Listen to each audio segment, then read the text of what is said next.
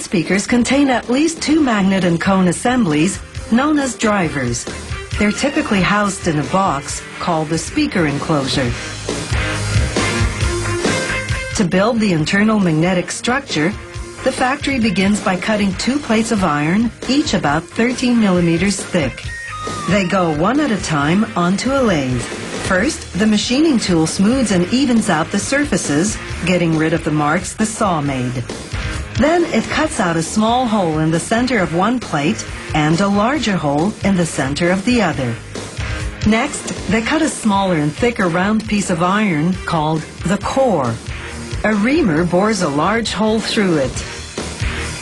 They apply super high-strength epoxy glue to the core and to the back plate, the plate with the smaller hole. They glue and screw the pieces together because the bond has to be strong enough to withstand intense magnetic pull. They glue a foam filter in the hole to ensure the vibrating cone doesn't draw in dust and cause internal damage. Now they spread glue on the narrow end of what's called the metal basket, a die-cast aluminum frame that will hold the magnetic structure and cone. They screw the front plate, the plate with the bigger hole, onto the glued surface.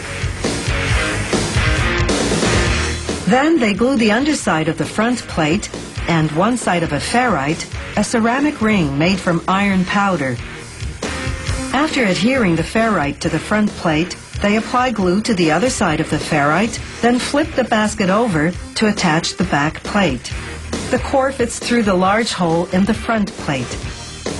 They insert shims to center it while the glue dries. After screwing terminals to the basket, they put the entire structure they've just assembled into a magnetizing machine. With 600 volts of direct current, the machine creates positive and negative poles, transforming the magnetic structure into a permanent magnet, meaning it has a constant magnetic field around it. Now they wind the voice coil, the electromagnet that will interact with a permanent magnet.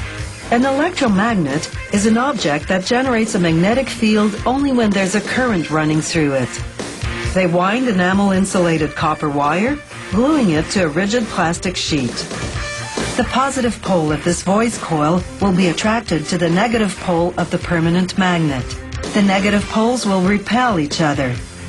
The key is that the voice coil's poles are constantly reversing position because the electrical current running to the speaker is an alternating current, meaning it switches between a positive and negative charge several times per second.